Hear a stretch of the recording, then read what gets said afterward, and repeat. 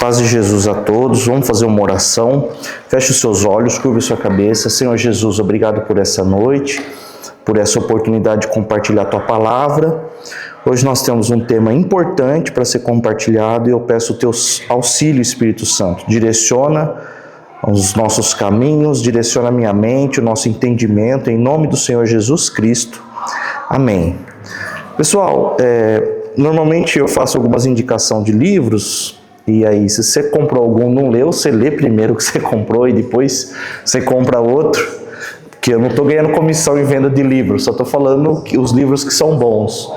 Recentemente, foi sexta-feira passada, na célula, eu trouxe uma palavra a respeito da parábola do filho pródigo. Aí toda sexta-feira eu compartilho uma parábola de Jesus e explico porque algumas têm um distanciamento social, temporal de nós, né, nos dias atuais, e aí é necessária essa explicação.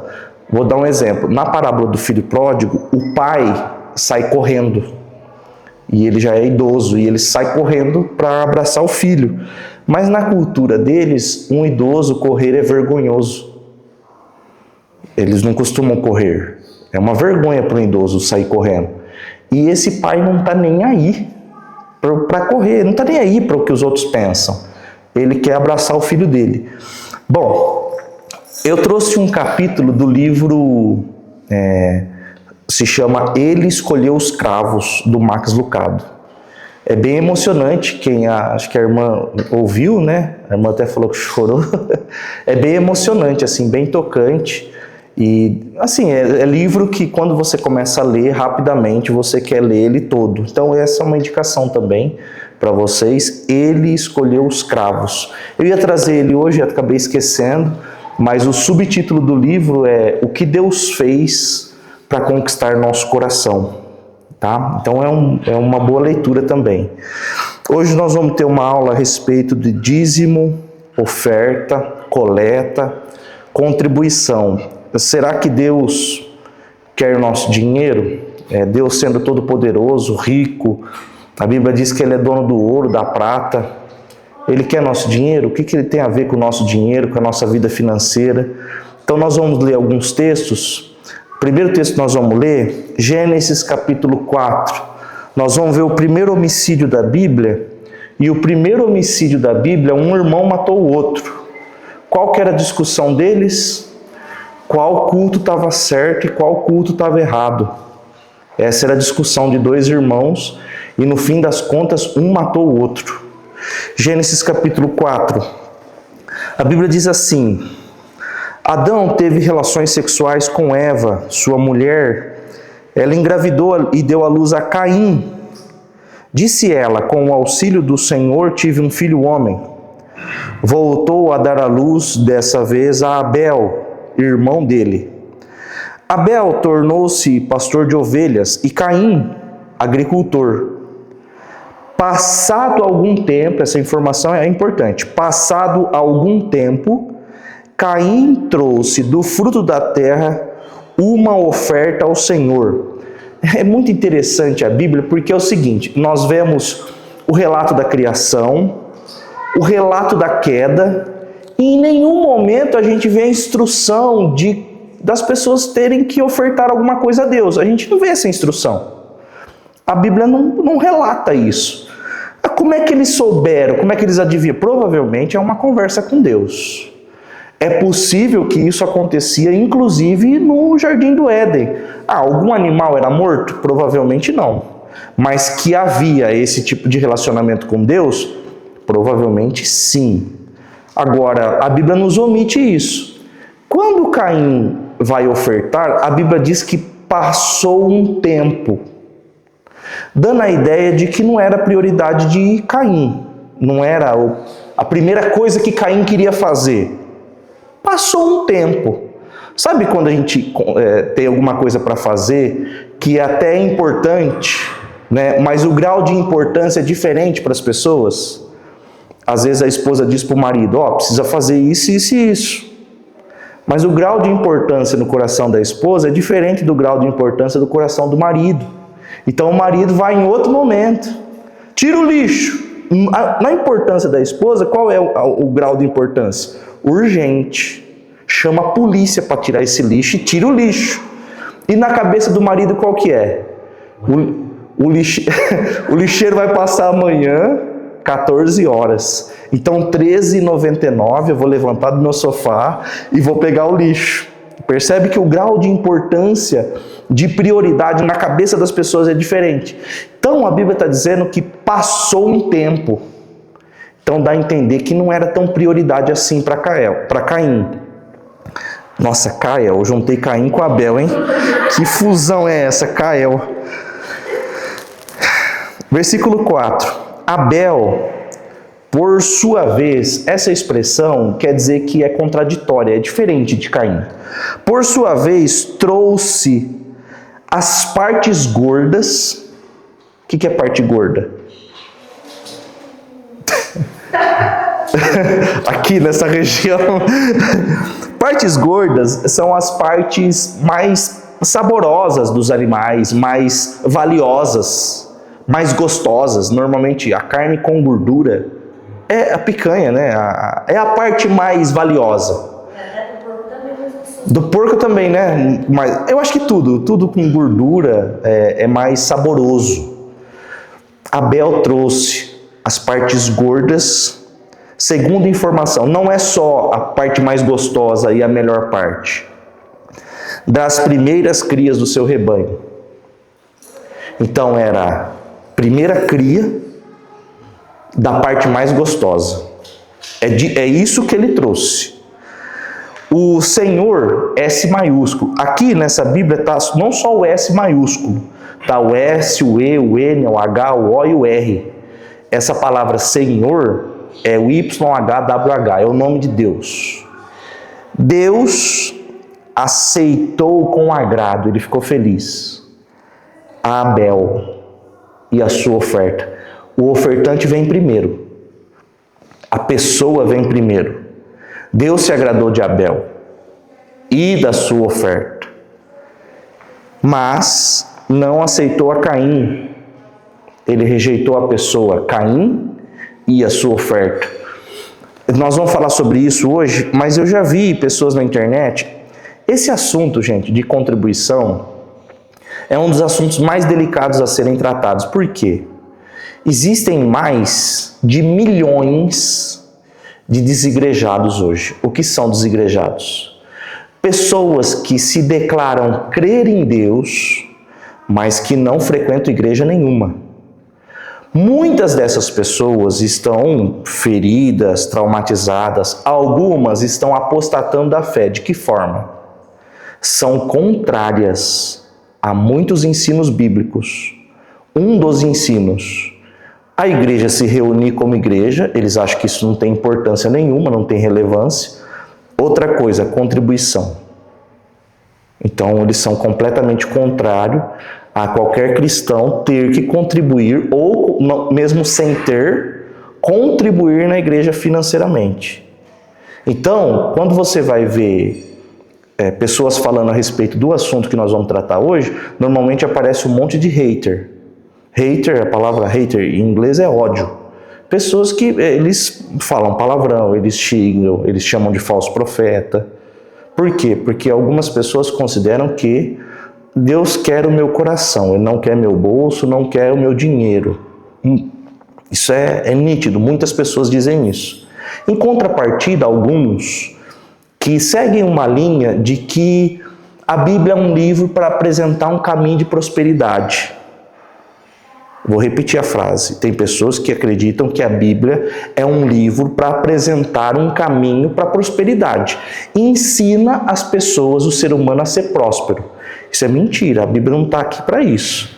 As pessoas que confiam em Deus, que trabalham, que contribuem, podem se tornar prósperas? Pode, sem sombra de dúvidas. Mas o assunto da Bíblia não é dinheiro. O assunto da Bíblia é salvação. Esse é o tema principal. Salvação do ser humano. É o caminho, do começo ao final, é o esforço de Deus querendo salvar o ser humano. O dinheiro se torna um empecilho importante para a salvação. Por quê? Porque um dos inimigos das pessoas, que às vezes é até chamado de um maior inimigo. Eu considero o maior inimigo do ser humano sua própria carne, seu próprio eu. Você dorme com o seu maior inimigo e não é nem seu marido nem sua esposa, é você.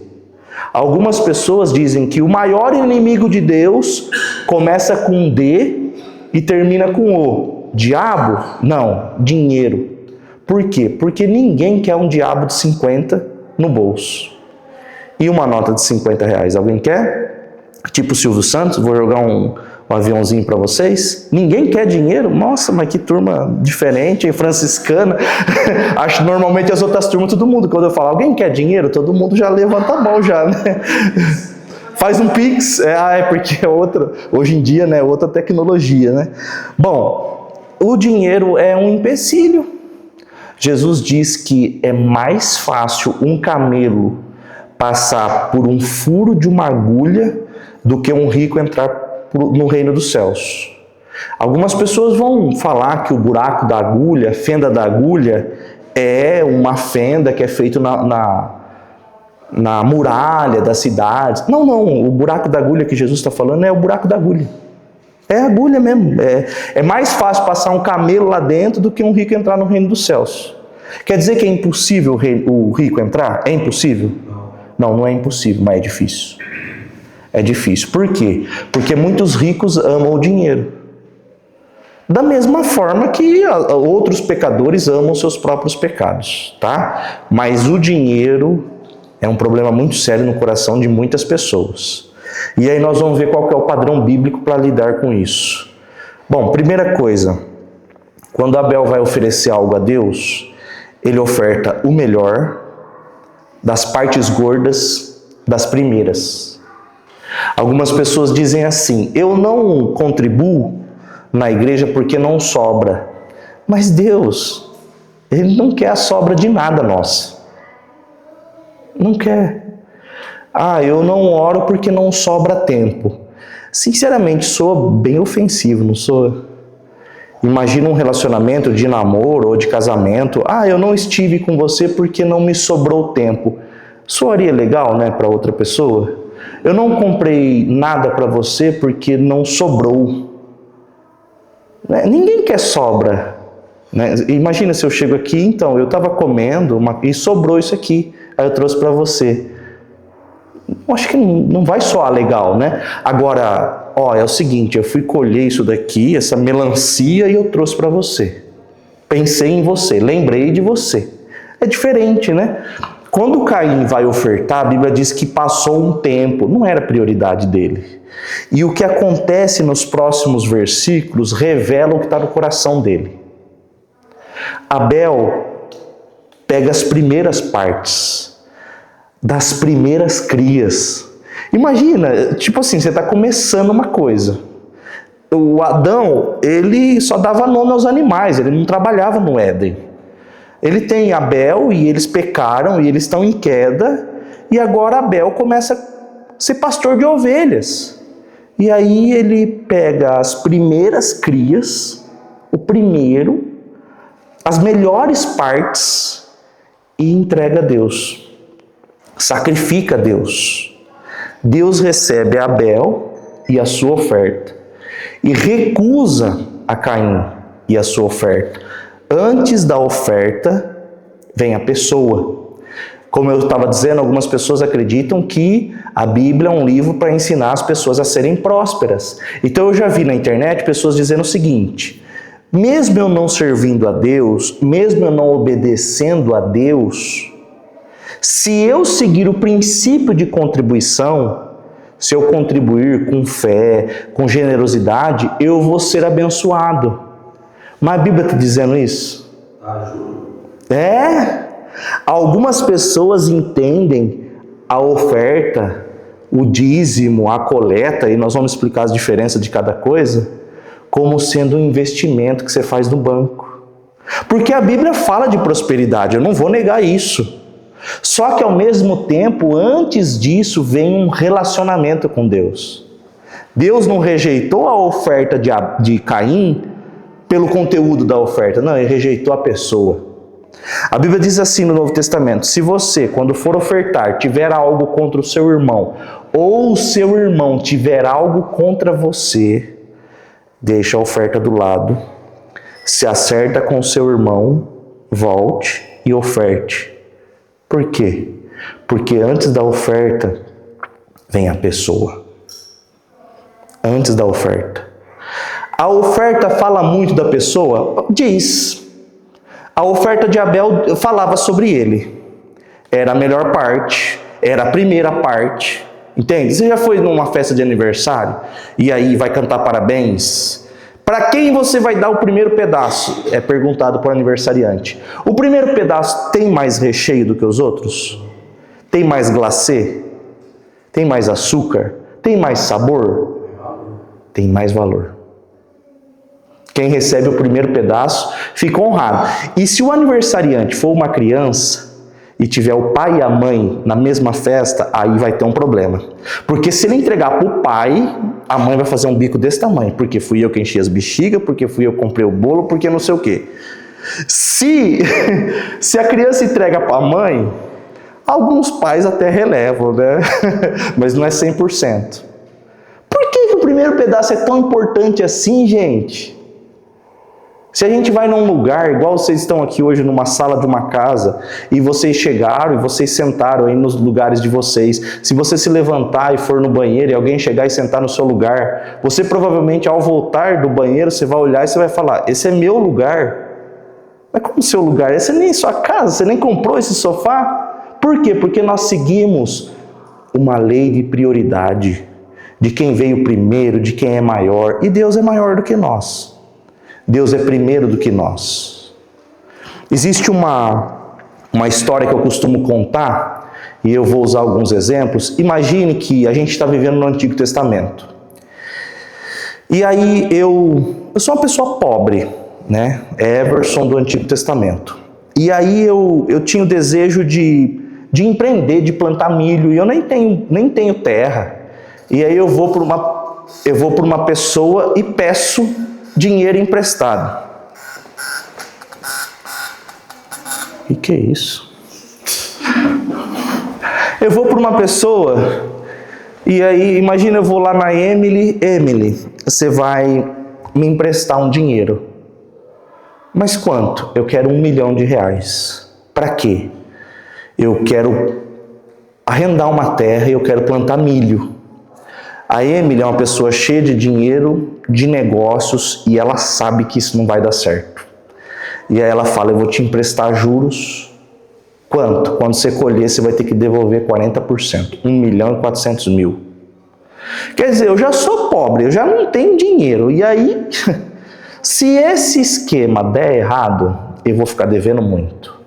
Adivinha o que acontece? Não chove. Não colhi nada. E agora quanto é que eu devo para a Emily? 1.400.000. Na lei, a Bíblia dizia que quem empresta é escravo de quem emprestou. A Bíblia diz isso. E não é diferente hoje. Quem tem uma dívida é escravo da dívida. Trabalha incansavelmente para pagar uma dívida. Eu vou ter que pagar esse valor. Mas se eu não tiver condições de pagar, o que a lei mandava fazer? Eu, minha mulher e meus filhos nos tornaríamos escravos do credor até o pagamento da dívida. Algumas dívidas são impagáveis. Então é possível que eu iria trabalhar o resto da minha vida, meus filhos iriam trabalhar. Tem uma história de um homem que morreu e deixou uma dívida muito grande para a esposa, viúva, e os filhos iriam ser levados como escravos. Ela procura o profeta Eliseu e ele pergunta para ela: o que você tem guardado na sua casa? Eu tenho um pouquinho de azeite. Então ele fala assim: volta para casa, pega todas as vasilhas emprestadas dos seus vizinhos, porque o azeite vai multiplicar. E isso aconteceu. O azeite multiplicou e ela foi abastecendo e enchendo o cântaro. Quando acabou as vasilhas, o azeite parou de verter. Ela pagou as dívidas e ainda sobreviveu do restante do azeite. O que essa história tem a ver com o que eu estou contando? Na lei, se alguém tivesse uma dívida impagável, essa pessoa precisava se tornar escrava do seu credor. Antigamente, era possível haver algum tipo de abuso. Esse credor, às vezes, abusava, né? Fazia trabalhar mais do que deveria, tinha abuso de todo tipo, emocional, físico, de todo aspecto havia abuso, principalmente nessa questão de escravidão. Para que não houvesse esse tipo de abuso, a lei tinha uma brecha. Um parente meu poderia vir até a pessoa que eu estava devendo e pagar a minha dívida. Esse parente ia ser chamado de parente resgatador. O que iria ser feito era redenção, redimir. Aí está a origem da palavra redenção, redimir. É isso. Eu tenho uma dívida impagável, eu, minha mulher, meus filhos somos escravos por causa de um erro meu, uma má administração minha, é problema meu, mas me tornei escravo. Então, meu parente, o William, meu primo, vem. Que triste essa situação, hein? Falei, pois é, quanto é que você está devendo? Estou devendo 1.400.000. Ele ia até a pessoa que eu estava devendo e falava, eu quero comprar a dívida do meu primo. Quanto ele deve? 1.400.000. Está aqui o valor. Eu deixava de ser escravo dela, da Emily. Mas eu deixava de ser escravo? Não. Eu me tornava escravo do meu parente. Qual que é a diferença? O meu parente iria me tratar com um respeito diferente de qualquer outra pessoa. Essa era a diferença. O William, rico, foi e pagou a dívida. Agora, eu, minha mulher e meus filhos nos tornaríamos escravos do William. Quando a gente chegasse na terra do William, e ele é generoso, ele iria dizer para mim, é o seguinte, eu vou permitir com que você plante na minha terra. Eu vou te fornecer a terra, a semente, a água, os animais, você pode plantar. E para te dar dignidade, quando você colher, você pode ficar com a colheita. Você vai separar apenas a primeira parte. Porque o ser humano tem um problema. Qual é o problema do ser humano? O ser humano esquece. Se você fizer um favor inúmeras vezes, sequencialmente, provavelmente depois de um tempo, esse favor que foi feito de forma gentil no começo se torna uma obrigação. Se você deixar de fazer, você é rude. Então você pega um irmão e você leva para a igreja um dia. Aí você fez isso uma vez, 2 vezes, 3 vezes. O dia que você deixa de fazer, esse irmão faz um bico. Você deixou de... Como assim? Então muitas vezes um favor se torna uma obrigação. O ser humano é esquecido. E os meus filhos, de repente, iriam esquecer dessa história. Quando a gente colhesse, eu e meus filhos, quando a gente colhesse, eu ia separar a primeira parte. E meus filhos iriam perguntar, pai, por que é que nós estamos separando essa primeira parte e a gente vai entregar para o tio William? Por quê? Porque nós somos escravos dele. A terra é dele, a semente é dele, a água é dele, nós somos dele, nós pertencemos a ele. E nós vamos entregar porque ele nos redimiu. A história se resume exatamente na nossa relação com Jesus. Nós tínhamos uma dívida impagável com o pecado. Não tinha como a gente pagar, porque o nosso sangue é pecador. Jesus veio como parente resgatador e paga a nossa dívida. Eu deixei de ser escravo do pecado, certo? E agora eu me torno escravo de quem? De Jesus. Eu me torno servo de Jesus. Agora eu devo para quem? Para Jesus. A minha vida é dele, minha família é dele, meu carro, que eu falo que é meu carro, é dele. Minha casa, que eu chamo de minha casa, é dele. Tudo é dele. A Bíblia diz que a terra e a sua plenitude. Algumas pessoas dizem, eu conquistei isso aqui com o meu trabalho. Não. Pertence a Deus. Quando você nasceu, já havia essa terra. E quando você morrer, pasme. Daqui a 100 anos, depois que a gente morrer, tudo que é nosso hoje, provavelmente vai ser de pessoas desconhecidas por nós. Porque nós não somos donos de nada. Tudo pertence a Deus. E por que eu tenho que separar um valor e contribuir? Para eu lembrar. Para eu lembrar que lá no mundo, 100% do que eu tinha era para outro senhor. Era para o vício, para a bebida, para todo tipo de gastança desnecessária. Tem pessoas que gastam fortunas com remédio.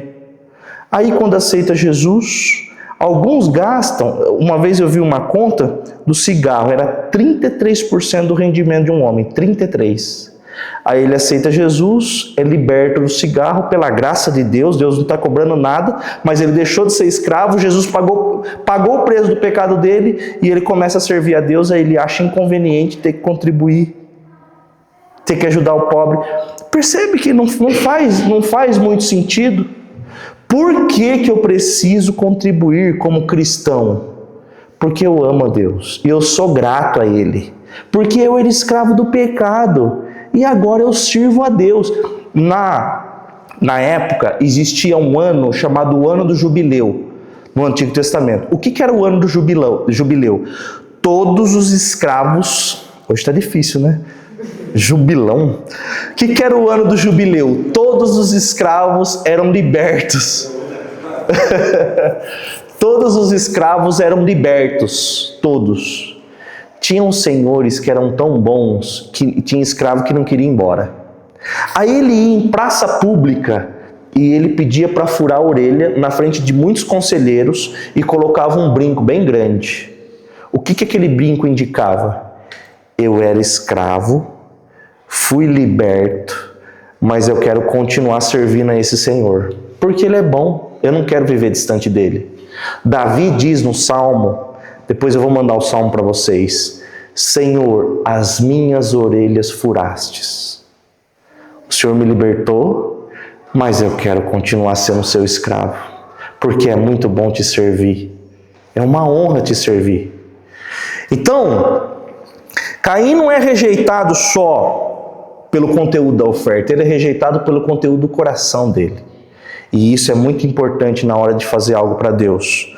Na sequência do texto, nós vamos ver o que tem dentro do coração de Caim. O versículo 5 diz que Deus não aceitou a Caim, a sua oferta, por isso Caim se enfureceu e o seu rosto se transformou. Ficou transfigurado. Quem fica com raiva, fica com o rosto. Dá para ver no rosto, né? Quem está com raiva. A Bíblia diz que a alegria no coração aformoseia o rosto. Você sabia que depois que você aceita Jesus, que você tem Jesus no coração, até mais bonito você fica? Começa a ver umas fotos antigas para você ver. A Bíblia diz que a alegria no coração aformoseia o rosto. É muito bom conversar com alguém que está sorrindo, que está feliz. E é muito ruim conversar com alguém que é carrancudo, que é irado. Dá até medo, né? Qualquer momento essa pessoa vai me bater. Versículo 6. O Senhor Deus disse a Caim: por que você está furioso? Por que se transformou o seu rosto? Se você fizer o bem, não será aceito. Deus não faz acepção de pessoas. Deus não faz separação de pessoas. Deus não escolhe uns e rejeita os outros. Se você fizer o certo, Caim, eu vou te receber. Mesmo você estando da forma que está. Se você fizer o certo, eu vou te receber. É isso que Deus está dizendo. Aí ele diz, e a gente já falou sobre isso: se você não o fizer, saiba que o pecado ameaça a porta. Ele deseja conquistá-lo, mas você deve dominá-lo. Já falamos sobre o pecado dominar a nossa vida. Disse, porém, Caim a seu irmão Abel: vamos para o campo. Quando estavam lá, Caim atacou seu irmão Abel e o matou. Então o Senhor perguntou a Caim: onde é que está seu irmão Abel? Respondeu ele: não sei, sou eu o responsável pelo meu irmão? Um irmão matou o outro. Em Gênesis, o primeiro homicídio da terra, um irmão matou o outro, porque um considerou o culto do outro melhor, mais bonito, tinha que ser aceito. O meu tipo de culto, o que eu ofereci tinha que ser aceito, não o seu tipo. Vamos para Hebreus capítulo 11, lá no fim da Bíblia. Vamos ver mais um versículo a respeito de Abel. Hebreus capítulo 11. A abreviação é HB. Hebreus capítulo 11. O capítulo 11 de Hebreus é chamado de Galeria dos Heróis da Fé. Quem teve muita fé na antiguidade está nesse capítulo aqui mencionado. Vale a pena ler, nós não vamos ler ele inteiro não, tá? Versículo 1 diz assim: ora, a fé é a certeza daquilo que esperamos e a prova das coisas que não vemos. Fé não é ver. Vocês fizeram testes de dons, e eu fiquei feliz de ver muitas pessoas com o dom da fé. Isso é muito importante. Fé não é ver não, nem sentir. É crer naquilo que você não está vendo nem sentindo. É acreditar de forma fria. Pois foi por meio da fé que os antigos receberam bom testemunho. Versículo 3. Pela fé, entendemos que o universo foi formado pela palavra de Deus. Como é que eu sei que o universo foi criado? Por Deus. Pela fé. Eu não estava lá, não tem como reproduzir, nenhum de nós estava. Como eu sei? Pela fé. Pela fé entendemos que o universo foi criado pela palavra de Deus. De modo que aquilo que se vê não foi feito do que é visível. Versículo 4. Pela fé, primeiro herói da fé mencionado na Bíblia, Abel. Pela fé, Abel ofereceu a Deus um sacrifício superior ao de Caim. Pela fé, ele foi reconhecido como justo, quando Deus aprovou as suas ofertas, embora esteja morto. Abel já faz muitos anos que está morto. Por meio da fé, sua oferta ainda fala. Não sei mensurar quantos 1000 anos faz que Abel foi morto, mas nós estamos aqui falando dele e da oferta dele. A oferta de Abel ainda ressoa milhares de anos depois. Tem coisas que nós vamos fazer na nossa vida e que vão ser lembradas na eternidade. A escolha do que fazer é nossa. Caim teve escolhas muito ruins e as ações dele são lembradas até hoje. Abel, por sua vez, é visto de uma forma diferente. Minha avó, quando ia falar que alguém era ruim, ela falava que lá é Caim. Não tem gente que falava assim ou não? Ele era Caim. Então, eu não sei se alguém tem. Vocês conhecem algum Caim? Tem algum Caim? Vocês conhecem? Difícil, né? Não é um nome que... E Judas? Judas também não. Não é um nome que as pessoas costumam associar alguma coisa boa, né? Então, o erro de Caim está falando igual o acerto de Abel ainda está falando. Nós vamos agora para um texto de Gênesis capítulo 14. Nós vamos ver a primeira oportunidade que aparece a palavra dízimo na Bíblia. Dízimo é 10% dos rendimentos. Gênesis capítulo 14, primeiro livro da Bíblia. Abraão tinha um filho chamado Ló. Para quem não sabe que nome colocar no filho, tem uma opção aí, Ló. É um nome fácil, né? Ele vai aprender rapidinho na escola. O sobrinho dele vivia numa terra chamada Sodoma e Gomorra. É essa cidade mesmo que vocês estão pensando, que foi destruída depois. Sodoma e Gomorra foi conquistada por alguns reis. Abraão se juntou com alguns guerreiros, outros reis, e foi em busca do resgate do seu sobrinho. Seu sobrinho se tornou escravo de guerra, suas riquezas, sua mulher, suas filhas foram levados como escravo. E aí Abraão orou a Deus e foi ao resgate do seu sobrinho. Abraão nem tinha filho ainda, ele tinha uma consideração muito importante em relação a Ló, porque Ló era filho do seu irmão que havia falecido. Então ele era meio que tio-pai de Ló. E ele queria resgatar seu filho, para o seu filho não se tornar escravo, seu sobrinho, sua nora, sobrinha, não se tornar objeto de violência sexual, que era muito comum naquela época, suas filhas. Então Abraão junta com um punhado de gente e vai ao encontro dessas pessoas. Ele consegue ganhar a guerra, ele ganha a guerra, ele traz Ló, sua família, suas riquezas, tudo que pertencia a Ló, eles trazem de volta. E aí ele encontra um personagem enigmático na Bíblia chamado Melquisedeque. Vamos ler a história. Gênesis capítulo 14, a partir do versículo 17. Voltando a Abrão, ainda está Abrão ainda, porque Deus não tinha mudado o nome dele. Deus mudou o nome de Abrão para Abraão e de Sarai para Sara. Quando eu fui nascer, meu pai tinha acabado de se converter, minha mãe se converteu bem depois. E aí minha mãe perguntou para meu pai, e qual nome você quer que põe, né? Porque seria o primeiro menino, eu tenho duas irmãs mais velhas, a Vânia e a Vanessa. Qual nome você quer que ponha? Meu pai, eu gostaria de um nome bíblico.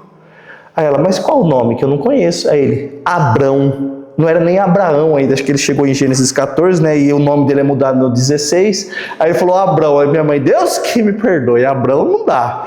Aí meu avô falou Everson. Da onde ele tirou, eu não sei. Eu acho até que ele errou, que ele queria falar Everton, mas deu certo. E ficou Everson. Graças a Deus que não deu certo o nome bíblico. Bom, voltando a Abrão, da vitória sobre Quedorlaomer e sobre os reis que a eles se haviam aliado. O rei de Sodoma foi ao seu encontro no vale de Savé, isto é, o vale do rei. Que vale que eles foram? O vale do rei.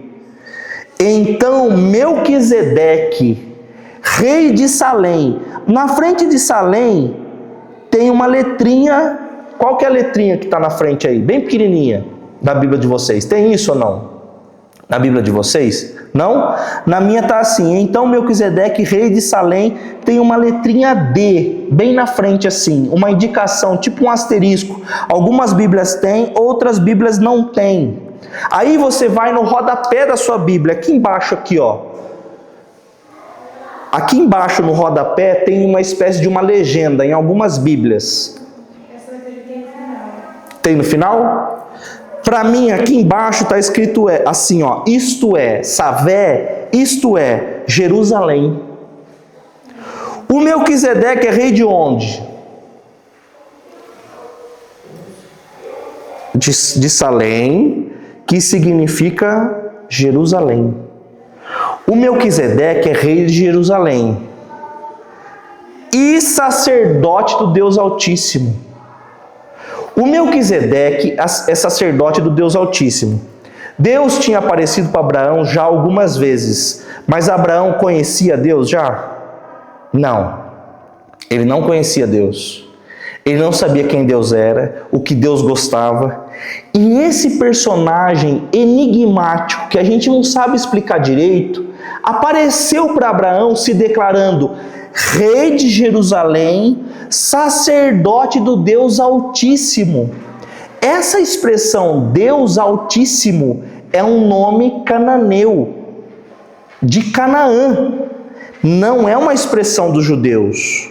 Deus Altíssimo é El Elyon.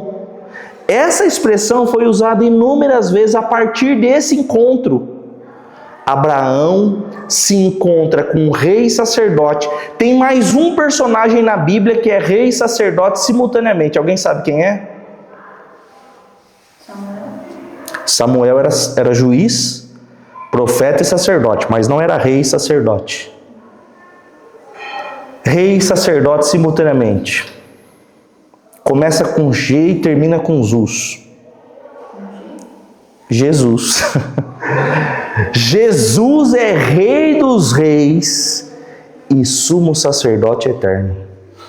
Só tem um personagem na Bíblia que é chamado de rei e sacerdote simultaneamente. Além de Jesus, esse cara, Melquisedeque. Alguém sabe quem ele é?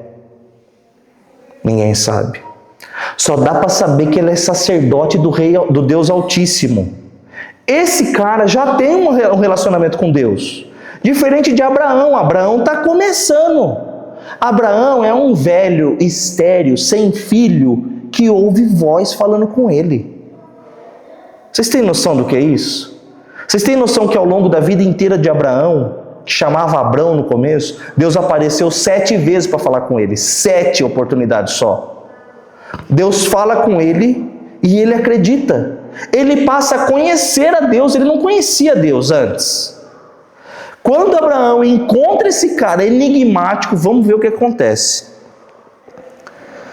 Versículo 18. Então Melquisedeque, rei de Salém, que é Jerusalém, sacerdote do Deus Altíssimo, sacerdote de El Elyon, trouxe pão e vinho. Que dia que a gente come pão e que dia que a gente bebe vinho?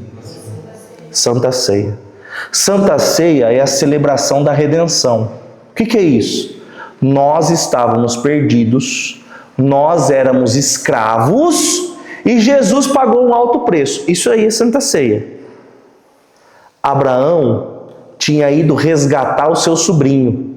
Abraão é o resgatador do seu sobrinho. Ele encontra esse personagem e o cara traz pão e vinho, que aponta para a Santa Ceia, para a redenção. Abençoou Abrão dizendo: bendito seja Abrão, pelo Deus Altíssimo, Criador dos céus e da terra. Bendito seja o Deus Altíssimo, que entregou os seus inimigos em suas mãos. Olha só, gente, ele adora Deus aqui. Ele já conhecia Deus, já tinha um relacionamento com Deus. Abraão lhe deu o dízimo de tudo. Abraão entregou o dízimo a Melquisedeque. Melquisedeque é um personagem enigmático. Em nenhum texto antes disso nós vemos uma orientação de Deus para que as pessoas entregassem o dízimo. Nenhuma orientação. Abraão encontrou essa pessoa, esse personagem, e ele achou necessário. Agora é o seguinte, gente, nós vamos ler um texto no Novo Testamento, em Hebreus. E eu preciso que vocês prestem atenção, por quê? Porque não é um assunto muito simples, é um assunto complexo. Hebreus capítulo 7. Nós estamos ainda na história de Abraão entregando o dízimo para Melquisedeque, tá bem? Agora nós vamos para um livro lá do Novo Testamento. Foi escrito mais ou menos uns 600 anos bem depois do que esse de Gênesis aqui. Hebreus capítulo 7. No livro de Hebreus, o escritor de Hebreus, que nós não sabemos quem foi, não dá para saber quem foi. Algumas pessoas dizem que foi foi Paulo. Não dá para saber que foi Paulo. Provavelmente não foi Paulo pelas características linguísticas. Mas o escritor que escreveu aos Hebreus faz uma comparação do que acontecia na antiga aliança e o que era para acontecer na nova. Hebreus capítulo 7, versículo 1. Esse Melquisedeque, rei de Salém, sacerdote do Deus Altíssimo, quando este voltava depois de derrotar os reis, e o abençoou. Abraão lhe deu o dízimo de tudo. Em primeiro lugar, seu nome significa rei de justiça. Melquisedeque significa rei de justiça. Depois, rei de Salém quer dizer rei da paz. Gente, justiça e paz são codinomes de Jesus. Jesus veio satisfazer a justiça de Deus e veio trazer paz aos nossos corações. Sem pai, sem mãe, sem genealogia, sem princípio de dias, não dá para saber quando ele nasceu, feito semelhante ao Filho de Deus, ele permanece sacerdote para sempre. Melquisedeque permanece sacerdote para sempre. Versículo 4. Considerem a grandeza desse homem. Até mesmo o pai Abraão, o patriarca Abraão, lhe deu o dízimo dos despojos. A lei requer dos sacerdotes entre os descendentes de Levi que recebam o dízimo do povo, isto é, dos seus irmãos, embora estes sejam descendentes de Abraão. Abraão teve um filho com Sara chamado Isaque. Isaque teve um filho com Rebeca chamado Jacó. Jacó teve 12 filhos: Simeão, Levi, Judá, Issacar, Dan, José, que é pai de Efraim, de Manassés, Benjamim. São 12 filhos que Jacó teve. Entre os filhos de Jacó tem um chamado Levi. A tribo de Levi, quando houve a separação na terra, eles não pegaram terra nenhuma, porque Deus disse: vocês terão como herança a minha pessoa, eu serei a herança de vocês. As outras 11 tribos iriam trabalhar, e essas 11 tribos iriam separar a primeira parte das suas colheitas e entregar aos levitas. Por quê? Os levitas iriam administrar o templo, cuidar das ofertas. Os sacerdotes pertenciam à tribo de Levi. Aqui a Bíblia está dizendo que Abraão é o bisavô de Levi. Bisavô. Pai de Isaac, pai de Jacó, pai de Levi. Jacó, neto de Abraão. Isaac, filho de Abraão. Levi, dessa tribo, eles recebiam o dízimo. Essa galera aqui é bisneto de Abraão. Só contextualizando para vocês verem o que ele está querendo explicar. Este homem, porém, Melquisedeque, que não pertencia à linhagem de Levi. Levi não tinha nascido ainda, gente. Nós estamos falando do bisavô de Levi. Mesmo sem os bisnetos de Abraão ter nascido, que tinham o direito de receber o dízimo, mesmo sem ele ter nascido, Melquisedeque recebeu os dízimos de Abraão e abençoou aquele que tinha as promessas. Preste atenção, na lei de Moisés, o dízimo pertencia à tribo de Levi.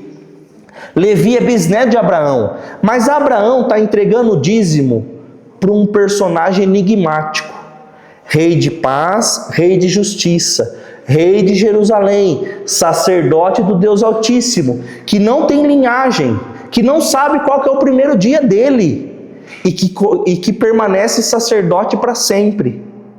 Seguindo o texto: este homem, porém, que não pertencia à linhagem de Levi, recebeu os dízimos de Abraão e abençoou aquele que tinha as promessas. Versículo 7. Sem dúvida alguma, o inferior é abençoado pelo superior. Gente, para um judeu ouvir que o pai Abraão é menor do que alguém é muito ofensivo. Porque para eles, depois de Deus, é Abraão. É o pai Abraão. Vocês veem no Novo Testamento, todo mundo fala filho de Abraão. Esse é filho de Abraão. A Bíblia está dizendo que Melquisedeque é maior do que Abraão. Por quê? Porque Abraão entregou o dízimo para ele. E Melquisedeque abençoou Abraão. Seguindo o texto.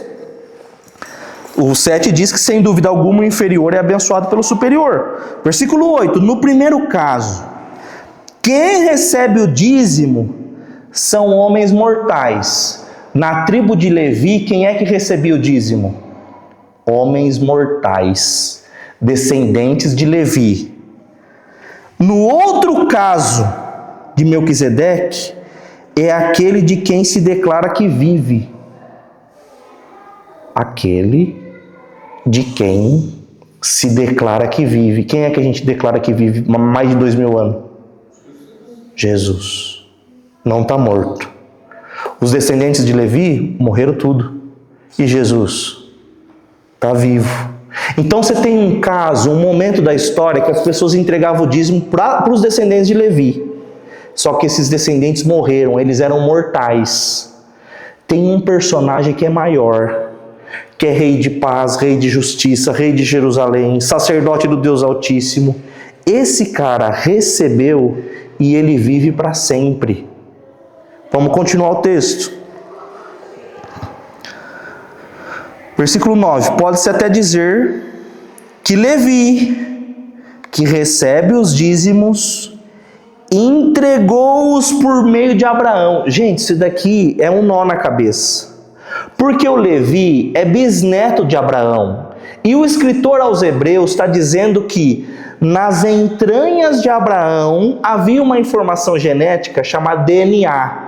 Levi já está, eu tenho uma versão que diz que ele estava no colo de Abraão, é no DNA, e ele devolve o dízimo a quem pertence, que é Melquisedeque. Melquisedeque representa Jesus.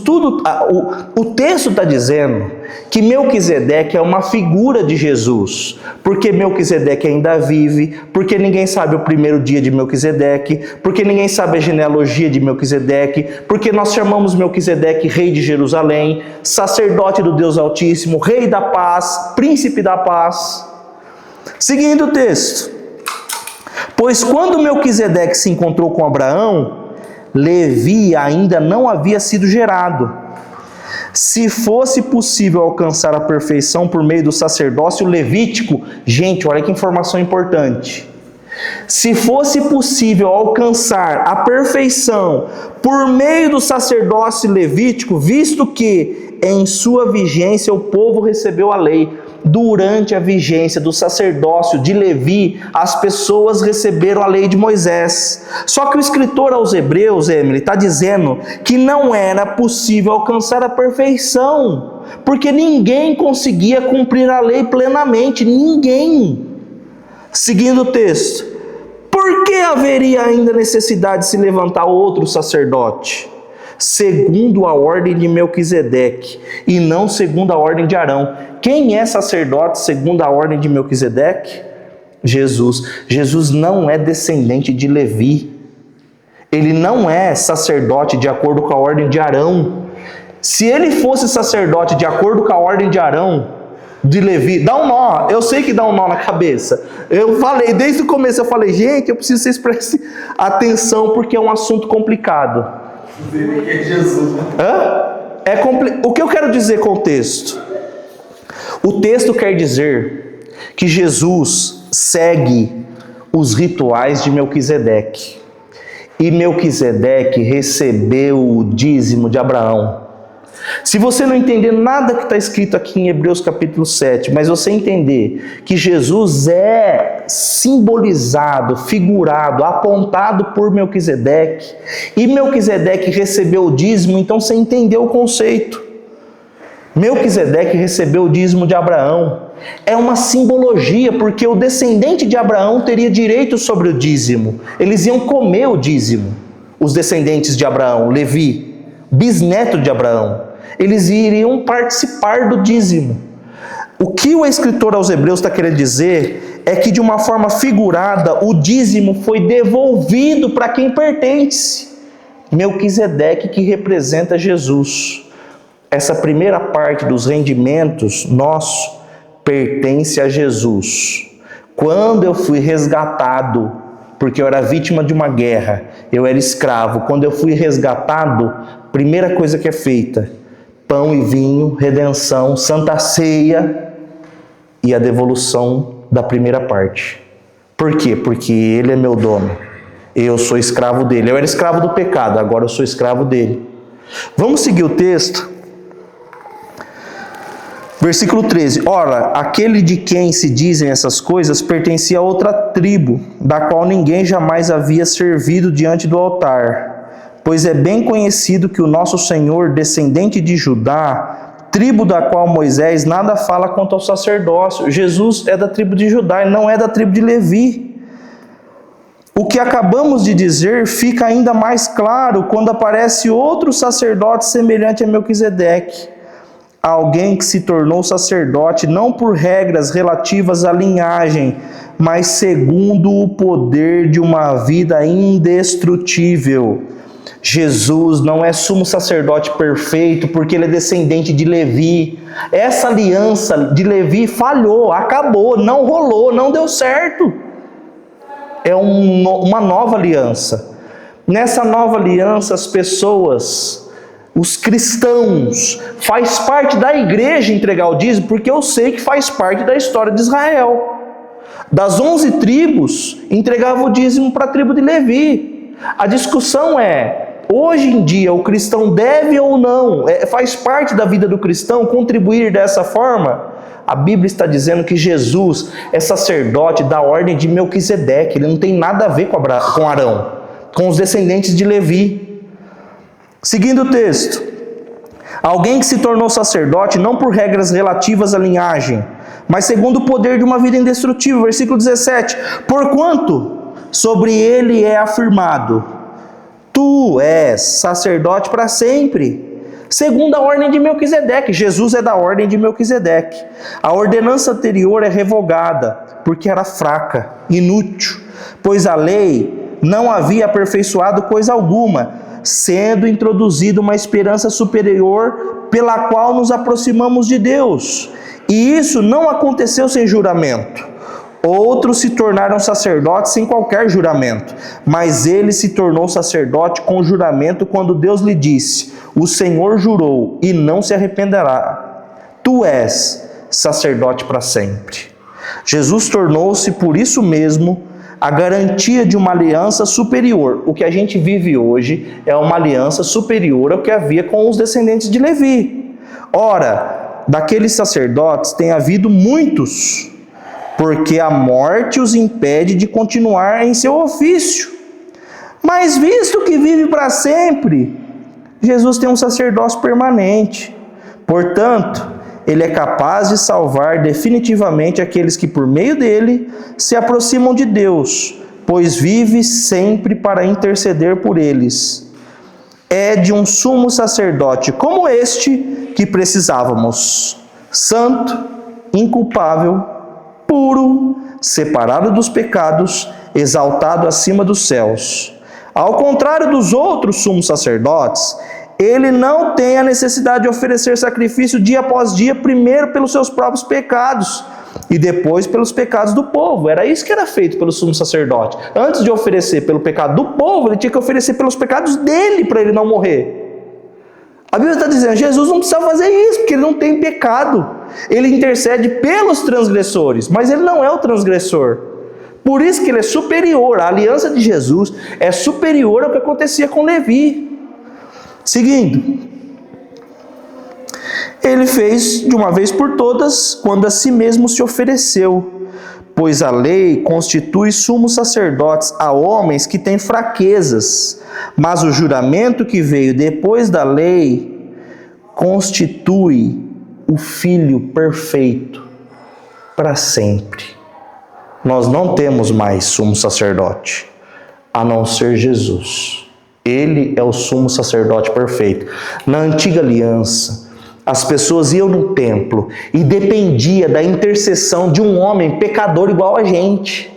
Esse cara entrava no lugar santo do santo e intercedia pelos meus pecados. Quando Jesus morre na cruz e ressuscita no terceiro dia, ele é o meu sumo sacerdote. Agora eu não preciso mais ir em uma pessoa e dizer, interceda por mim. Não, agora eu dobro meu joelho e eu falo com Jesus.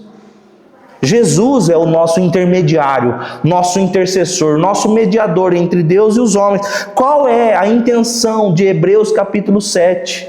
Dizer que aquele personagem que apareceu para Abraão aponta para Jesus, é semelhante a Jesus. Existe uma expressão na teologia que a gente chama de teofania, uma aparição de Jesus. No Antigo Testamento, é um tipo de Jesus. Se parece, as características apontam para Jesus. Jesus é sacerdote eterno, de acordo com a ordem de Melquisedeque. E Melquisedeque recebeu o dízimo. Agora nós vamos para um outro texto. Vamos respirar um pouquinho. Eu sei que não está muito fácil. Primeiro livro da Bíblia, Gênesis capítulo 26. Vocês já perceberam a importância de mostrar um monte de texto hoje, né? Gênesis capítulo 26, versículo 12.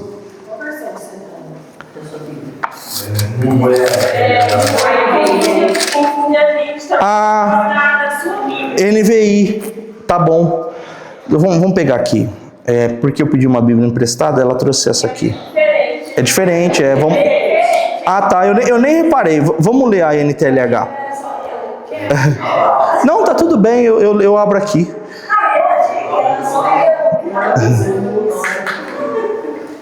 Já não é um assunto muito fácil, né? Aí,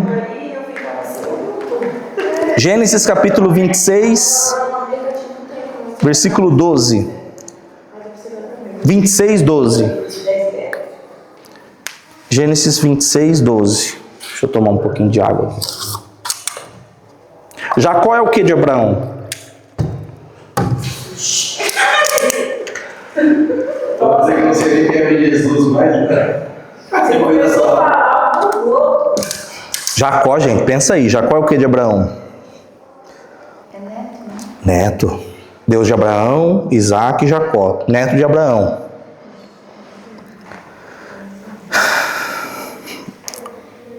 Naquele ano, Isaac fez plantações ali e colheu 100 vezes mais do que semeou, pois o Senhor Deus o abençoou. Aqui nós vemos o filho de Abraão, Isaac. A Bíblia, Gênesis 26, 12. Aqui nós vemos o filho, o descendente de Abraão. A Bíblia está dizendo que era uma época de seca. Quem quiser, eu tenho uma pregação no meu canal, se chama Tente Outra Vez. É recente essa pregação. E eu conto essa história de Gênesis capítulo 26. Esse capítulo aqui. Isaac enfrenta um monte de adversidade. Ele cava um poço, sai água, os caras vêm e falam, esse poço é nosso. Aí, você assistiu esse? Então, é essa história aqui, que ele queria ir para o Egito, e Deus falou, fica na terra. Época de seca, não chovia, e a Bíblia está dizendo que ele plantou e ele colheu 100 vezes. A cada uma semente que ele plantou, ele colheu 100. Gente, tem um filme que se chama O Fazendeiro de Deus. É muito bom. Já assistiu? Lembra que ele planta batata lá e, tipo, não chove? A história é verdade aquilo. Isaac é mais ou menos isso. Gente, contribuir é fé. É acreditar, sabe, que você está sendo grato a Deus. Você tem uma família, você tem trabalho, você tem alimento, você tem investimento, você tem vestimenta. Você acredita em Deus e aí você contribui e Deus é generoso, tão generoso, que Ele ainda nos abençoa. Ele nem precisava fazer isso, não precisava. Isaac obedeceu e ele colheu 100 vezes mais do que ele plantou. 100 vezes. Gente, eu não consigo imaginar um investimento que você faça alguma coisa e você colha 100 vezes mais. É só Deus para fazer isso, né? Vamos ver o filho. Filho de Isaac, agora neto de Abraão. Gênesis capítulo 28, 2 capítulos para frente. Gênesis 28. Versículo 20. Vocês lembram da história que o Jacó enganou o irmão, aí ele enganou o pai Isaac, que estava cego, e ele colocou um monte de pelo nos braços. Gente, dá uma olhada nesse homem, né? Enganar um pai cego, idoso. Ele fez tudo isso para pegar a bênção do irmão. Gênesis 28, versículo 20. Bom, versículo 18.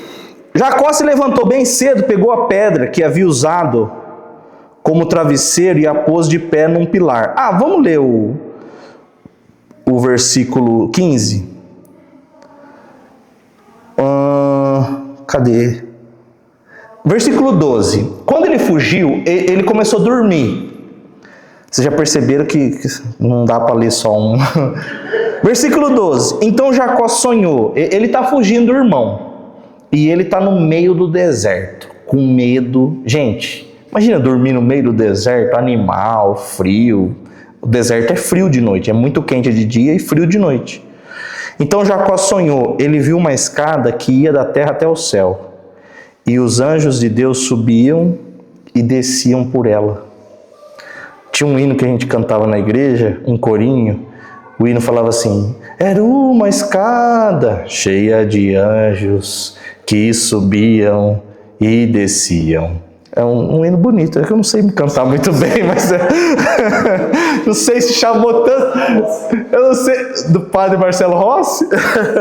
Não, o padre Marcelo regravou muitas músicas de crente, viu? Que a gente cantava de criança. Muitas, erguei as mãos e dai glória a Deus. Um monte de coisa que a gente cantava na igreja, eles regravaram, o movimento carismático. E era tudo música de crente.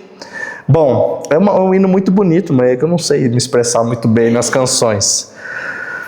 Versículo 13. O Senhor Deus estava ao lado dele e disse: eu sou o Senhor, Deus, Yahvé, o Deus do seu avô. Gente, não esquece mais, Jacó é neto de Abraão. Eu sou o Deus do seu avô Abraão e o Deus de Isaac, seu pai. Darei a você e aos seus descendentes essa terra onde você está deitado. Aonde você está deitado aí, eu vou te dar e eu vou dar para os seus descendentes. Os seus descendentes serão tantos como o pó da terra. Eles se espalharão do norte a sul e de leste a oeste. E por meio de você e dos seus descendentes, eu abençoarei todos os povos do mundo. De que forma?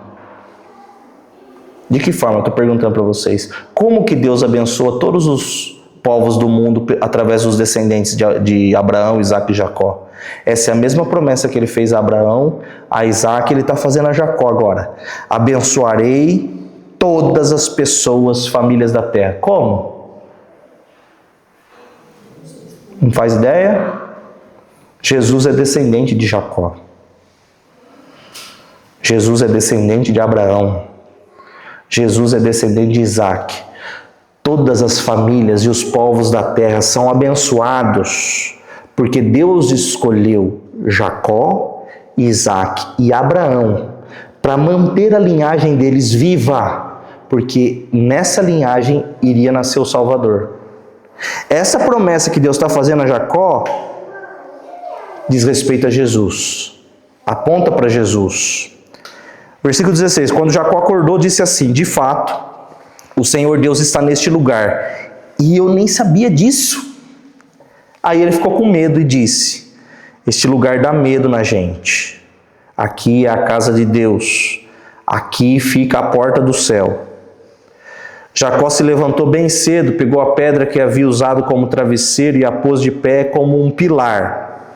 Depois derramou azeite em cima da pedra para dedicá-la a Deus. Naquele lugar havia uma cidade que antes se chamava Luz, mas Jacó mudou o seu nome para Betel. Ali, Jacó fez a Deus a seguinte promessa: se tu fores comigo e me guardares nesta viagem que estou fazendo, e me deres roupa e comida, se eu voltar são e salvo para a casa do meu pai, então tu, ó Senhor, serás o meu Deus. Essa pedra que pus como pilar será a tua casa, ó Deus, e eu entregarei o dízimo ou a 10ª parte de tudo que me deres. Abraão entregou o dízimo, Isaque creu e semeou, e Jacó entregou o dízimo. Jacó é pai de José. Lembra o José do Egito?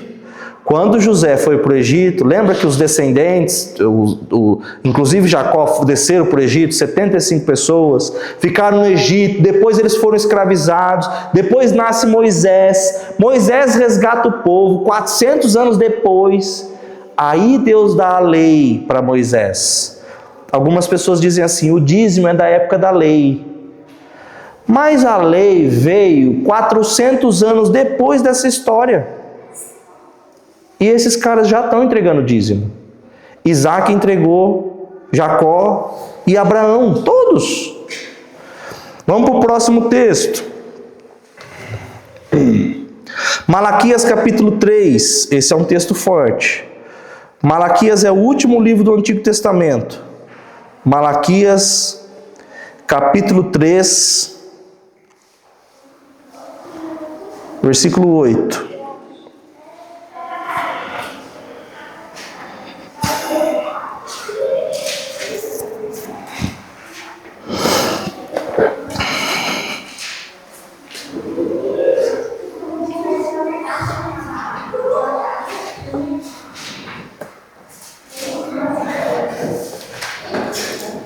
Minha internet parou. Vamos ver se vai. Malaquias. Antes de Mateus. ML. Não IML, é ML. IML é outra coisa. Capítulo 3. Malaquias. Vou ter que ler na NVI porque a internet parou aqui. Malaquias capítulo 3.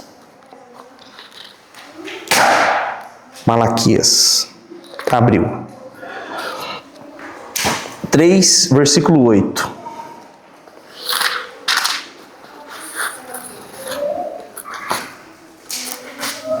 É o último profeta a profetizar antes da chegada de João Batista e de Jesus. Malaquias capítulo 3.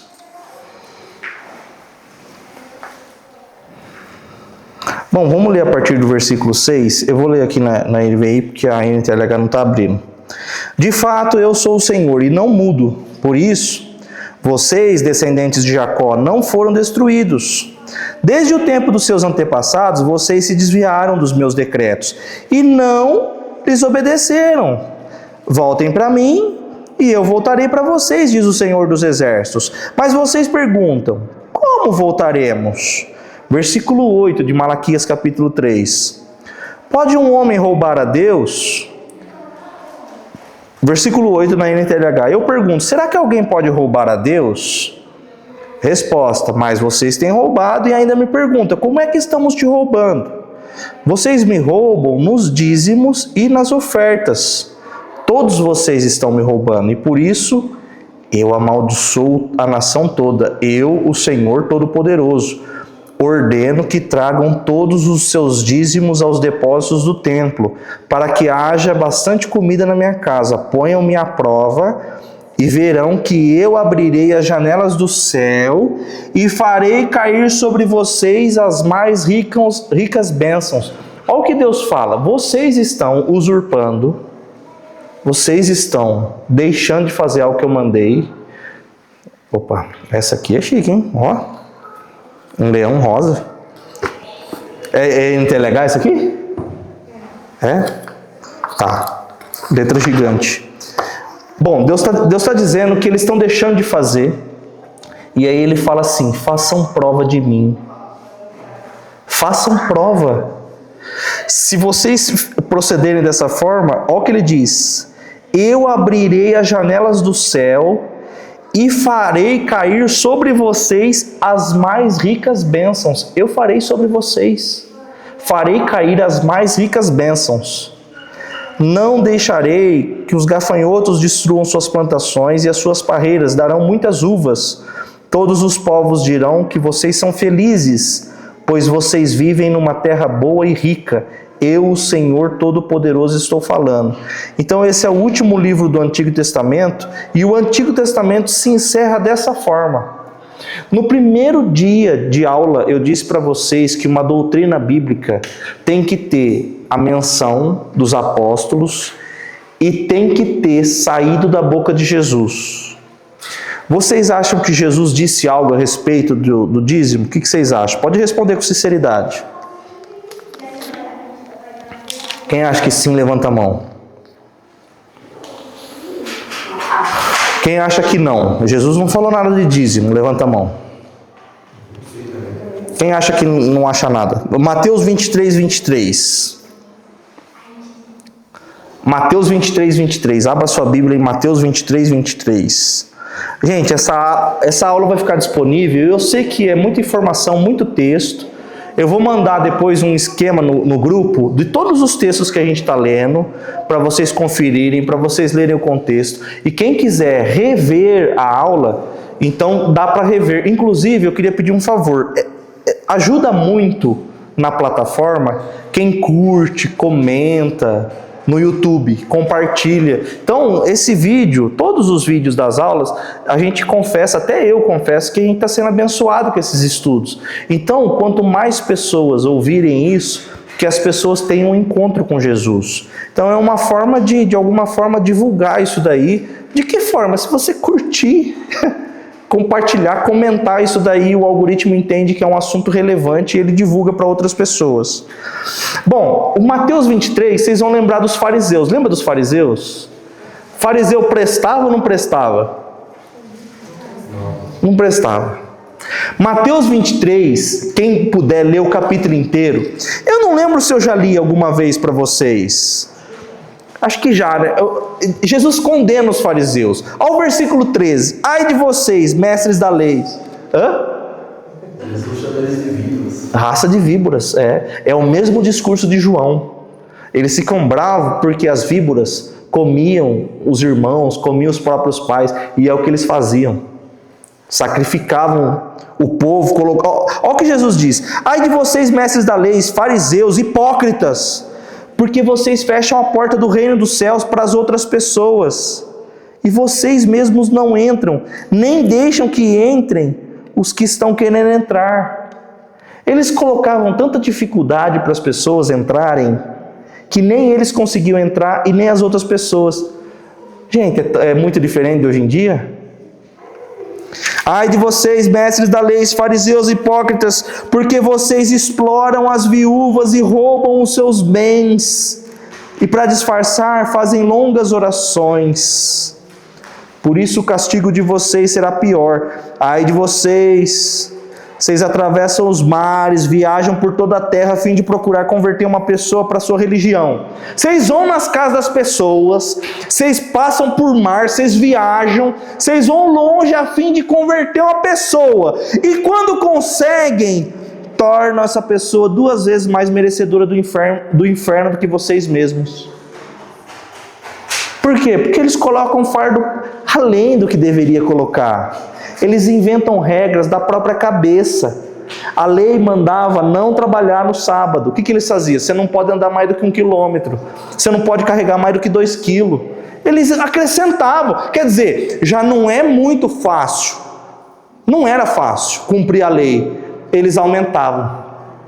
Aí Jesus está falando: ai de vocês, porque vocês vão, vocês viajam, vocês vão na casa, e aí vocês tornam essa pessoa mais acessível ao inferno do que ao céu. Ai de vocês, guias cegos, pois vocês ensinam assim: se alguém jurar pelo templo, não é obrigado a cumprir o juramento. Mas se alguém jurar pelo ouro do templo, então é obrigado a cumprir o que jurou. Sempre dinheiro, já percebeu? Sempre dinheiro. Tolos e cegos. Qual é mais importante, o ouro do templo ou o que santifica o ouro do templo? Vocês também ensinam isso: se alguém jurar pelo altar, não é obrigado a cumprir o juramento, mas se jurar pela oferta que está no altar, então é obrigado a cumprir o que jurou. Quer dizer, você jura pelo altar de Deus, então não tem problema, não precisa cumprir o juramento. Agora, se você jurar pela oferta do altar, você é obrigado a cumprir. Do que Jesus está falando? Que esses caras queriam meter a mão no dinheiro, é isso que Jesus está falando. Desde sempre. Sabe, eles dificultavam, eles colocavam um fardo pesado nas pessoas. Ninguém conseguia servir a Deus. Ninguém tinha alegria em servir a Deus, porque era pesado demais, era triste demais. Excluíam as pessoas do reino dos céus. Vocês também, versículo 19, cegos. Qual é mais importante, a oferta ou o altar que santifica a oferta? O que é mais importante? Ah, tá tudo bem, não tem problema. Versículo 21, quando alguém jura pelo templo, está jurando pelo templo e por Deus que mora ali. E quando alguém jura pelo céu, está jurando pelo trono de Deus, pelo próprio Deus que está sentado nele. Agora, versículo 23, ai de vocês, mestres da lei, fariseus, hipócritas, porque vocês dão a Deus a 10ª parte até mesmo da hortelã, da erva doce e do cominho. Bom, eles tinham a capacidade de contar quantas folhinhas deu no pé de hortelã deles. Eles contavam quantas folhinhas. Se deu 50 folhinhas, então eles tiravam 5 folhinhas de hortelã para entregar como dízimo. Olha como eles são religiosos, né? Hortelã, gente, a outra é erva doce, cominho. Você tem erva doce? Já teve lá? Erva doce? Mas é fácil contar quantas folhas tem? Não é difícil. E eles contavam. Eles contavam quantas folhas tinha no pezinho de erva doce. A lei mandava fazer isso? O que vocês acham? A lei de Moisés mandava fazer, contar quantas? Não mandou. Não mandou fazer isso. É a mesma coisa você pegar achar R$1. Não era isso, né? Eles querem colocar regras, entende? É aquela aparência. Lembra do fariseu que foi orar no templo e falou alto e batia no peito? Muito obrigado, Senhor, porque eu não sou como este publicano pecador. É falso, é hipócrita. Jesus está falando com eles a respeito do dízimo. Olha o que ele fala. Pois vocês dão a 10ª parte, até mesmo da hortelã, da erva doce, do cominho, mas vocês não obedecem aos mandamentos mais importantes da lei, que são o de serem justos com as outras pessoas, e de serem bondosos, e de serem honestos. Vocês não são bons, não são honestos, e vocês não são justos. Vale a pena para alguém que não é justo, que não é bom e não é honesto, entregar um caminhão de dinheiro? Vale alguma coisa para Deus? Tem alguma relevância? Jesus ainda classifica. Ele diz que tem mandamento mais importante do que esse. Perceba que as pessoas que costumam colocar o dinheiro em primeiro plano, em primeiro lugar, estão completamente erradas, porque Jesus diz: existem mandamentos mais importantes na lei. De ser bom com os outros, de ser justo, de ser honesto. Tem coisa mais importante do que dar o dízimo. Mas vocês, não, porque vocês usufruem disso, e vocês ganham através disso, aí é dízimo da hortelã. A outra versão diz endro e cominho. Aqui é erva doce e cominho. São hortaliças que dão um monte de folhinha. Fazia chá, fazia tempero. Aí olha o que Jesus diz. Mas são justamente essas coisas que vocês devem fazer. Olha o que ele diz. Vocês devem fazer. Pode continuar dando dízimo. Façam essas coisas. Vocês devem fazer. Seguindo o texto. Sem deixar de lado as outras. Continuem dando dízimo. Ele falou, pode continuar. Mas não esqueça de ser justo. De ser bom. De ser honesto. O que Jesus quer dizer com esse texto? Primeiro a pessoa, depois a oferta. Primeiro a pessoa. Se alguém perguntar, Jesus falou em algum momento a respeito de dízimo? Sim ou não? Sim. Aqui o contexto ele está corrigindo a hipocrisia. É verdade. Mas ele falou que não era para dar? Ele falou, não, continua fazendo. Mas valorizem mais, em primeiro plano, ser alguém do que o fazer alguém. Nós somos seres humanos e não fazeres humanos. Primeiro ser, depois fazer. Depois da morte e ressurreição de Jesus, houve um movimento da igreja em que as pessoas não entregavam 10%. Vamos ver quantas pessoas entregaram. Atos capítulo 4. Quinto livro do Novo Testamento. Atos. Mateus, Marcos, Lucas, João. Atos. Quinto livro. Atos capítulo 4.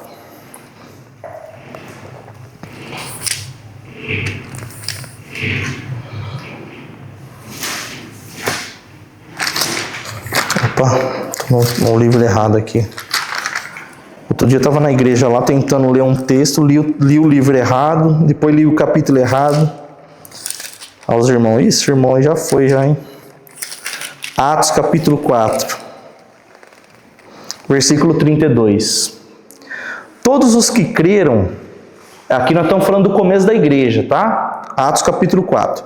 Todos os que creram pensavam e sentiam do mesmo modo. O pensamento e o sentimento dos irmãos eram o mesmo. Todo mundo pensava e sentia igual.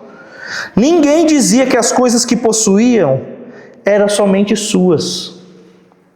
Mas todos repartiam uns com os outros tudo que tinham.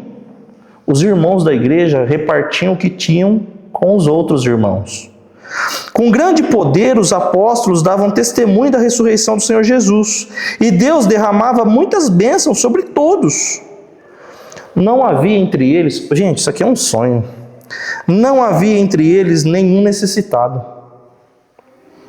Pois todos os que tinham terras e casas, as vendiam, traziam o dinheiro e o entregavam aos apóstolos, e cada pessoa recebia uma parte de acordo com a sua necessidade.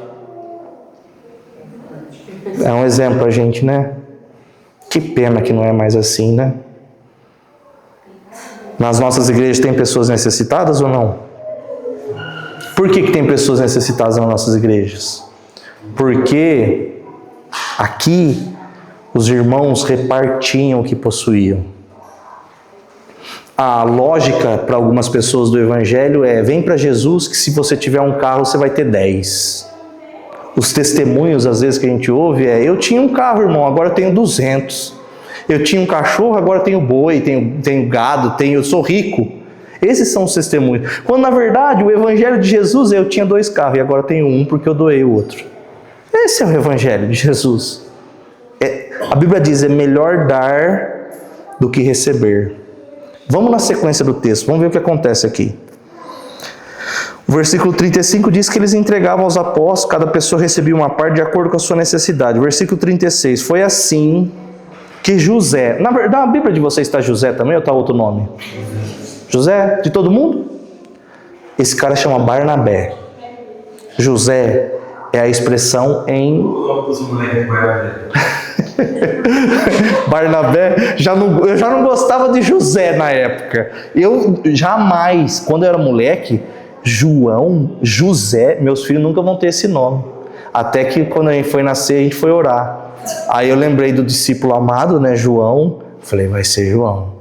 E aí José, que é aquele que acrescenta. E aí tô eu, cara de tonto aqui, que eu não queria nem João, nem José. Nem vou falar nada de Barnabé, porque daqui a pouco vem um Barnabézinho aí. Bom, José é o nome hebraico. E Barnabé é o nome grego. Você gosta de Barnabé? Quem sabe se Deus te abençoa. Bom, me perdi aqui. José era levita. Versículo... Antes, foi assim que Barnabé, ou José, vendeu um terreno dele e entregou o dinheiro aos apóstolos. José era levita e havia nascido na ilha de Chipre. Os apóstolos o chamavam de Barnabé, que quer dizer aquele que dá ânimo. Esse Barnabé aqui é o primo de Marcos. Sabe o João Marcos, que escreveu o Evangelho segundo Marcos? É o primo dele. João Marcos é onde foi celebrado a última ceia. Eles não pegam um cenáculo, uma casa lá emprestado para celebrar a última ceia? É na casa do Marcos. Lembra da história de um jovem que saiu correndo nu na crucificação de Jesus? Lembra dessa história ou não? Já falei disso daqui aqui. É do Marcos. O Barnabé é primo dele. Então o Barnabé vendeu um terreno e entregou a oferta, o valor, e entregou nos pés dos apóstolos. Vamos para Atos capítulo 5. Para a gente encerrar. Um homem chamado Ananias, casado com uma mulher que se chamava Safira, vendeu um terreno também. E só entregou uma parte do dinheiro aos apóstolos, ficando com o restante. Safira sabia disso. Então Pedro disse a Ananias: por que você deixou Satanás dominar seu coração? Por que você mentiu para o Espírito Santo? Por que você ficou com uma parte do dinheiro que recebeu pela venda daquele terreno? Olha o que Pedro fala para ele. Antes de você vendê-lo, ele era seu. E depois de vender, o dinheiro também é seu. O terreno era seu. O dinheiro era seu. Era tudo seu. Por que você veio aqui com uma historinha de que vendeu por 50, quando na verdade você vendeu por 100? Qual que é a questão? O Barnabé tinha vendido um terreno. E ele chegou e entregou o valor todo. Provavelmente entre os irmãos que sabiam dessa oferta, o pessoal batia nas costas de Barnabé. Que irmão generoso. Que bênção. O irmão foi lá, vendeu o terreno, entregou tudo o valor aqui, eu estou ajudando esse pobre aqui, essa viúva. Que benção, irmão Barnabé. Aí o Ananias ficou olhando e falou: eu quero isso aí também. Aí ele foi vender um terreno, só que ele é avarento. Ele falou que tinha vendido por 100, mas era mentira, ele tinha vendido por 200. Era mentira dele. Deixa para lá. Ele mentiu. Mentiu para o Espírito Santo. Vamos ver o que aconteceu com ele? Versículo 5. Assim que ouviu isso... versículo 4. Antes de você vender, ele era seu. Depois de vender o dinheiro, também era seu. Então, por que você resolveu fazer isso? Você não mentiu para os apóstolos, para os seres humanos. Você mentiu para Deus. Versículo 5. Assim que ouviu isso, Ananias caiu morto. E todos os que souberam do que havia acontecido ficaram com muito medo. Então vieram alguns moços, cobriram o corpo de Ananias e levaram para fora e o sepultaram. Gente, estamos falando de uma coisa que está acontecendo dentro da igreja. Dentro da igreja está acontecendo isso aqui. As pessoas falam, não, oferta era coisa do Antigo Testamento. Isso aqui nós estamos falando da igreja. Então, versículo 7. A mulher de Ananias chegou umas 3 horas depois. Ninguém nem avisou a esposa dele. Olha isso, gente. Enterraram o cara sem avisar ninguém. A mulher de Ananias chegou umas 3 horas depois, sem saber do que havia acontecido com o marido. Aí Pedro perguntou a ela, me diga, foi por esse preço que você e seu marido venderam o terreno? Foi, respondeu ela.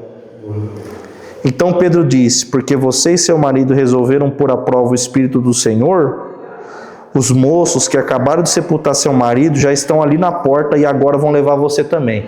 Os moços da igreja viraram coveiro, enterraram o Ananias, daqui 3 horas enterraram Safira também. No mesmo instante ela caiu morta aos pés de Pedro. Os moços entraram e vendo que ela estava morta, levaram o corpo dela e sepultaram ao lado do marido. Imagina eles voltando e falando, não matou mais ninguém não, né? Tem que rir, né? Porque olha, meu Deus.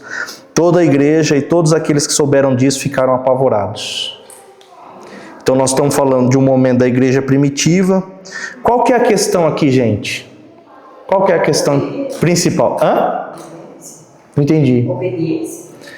Obediência é importante, mas eu acho que aqui, de novo, é a intenção do coração. Ele podia chegar, 100 mil, mas eu vendi por 100 mil, mas eu trouxe 30.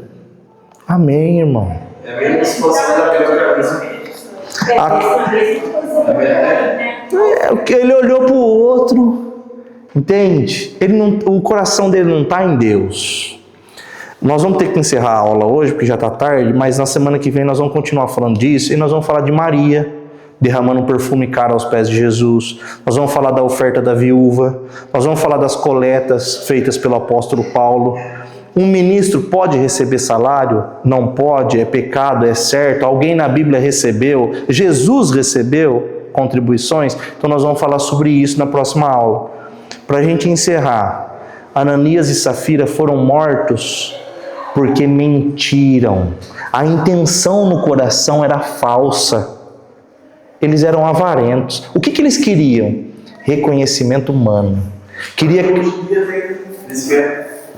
Infelizmente. As pessoas hoje em dia pedem ajuda e vai ajudar os outros só para postar. Que não até profundinho está dando umas falar que ele não foi. É triste, mas é verdade. Infelizmente. E Deus sempre vai julgar a intenção do coração. Sempre. Ele sempre vai estar de olho nisso. Eu conheci um irmão que ele saiu, a família dele era espírita. Aí ele conheceu uma irmã, casou, batizou, era músico.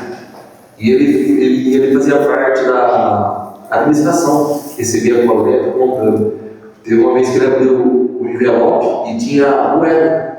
E os irmãos estavam contando, eu falei, esse irmão trouxe as moedas. Aquilo lá, acho que os comentários dos irmãos, acho que não tinha sentido ele falar que lá afetou tanto ele, e a partir daquele dia ele entregou o cargo, não foi mais para a igreja, voltou para a espírita, largou, aí a mulher dele não aceitou, largou dele, aí ele destruiu tudo, ele voltou para a espírita e enfim, o cara por causa da moeda e comentários assim, por causa disso daí.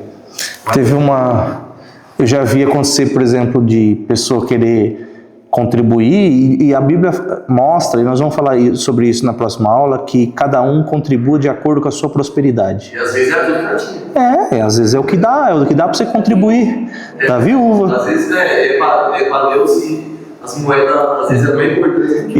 E a gente já viu, às vezes vai fazer um projeto, alguma coisa, e aí você faz o orçamento, tipo assim, R$ 538,90. Aí, às vezes, você abre o desafio, você recebe a oferta, até os centavos bate.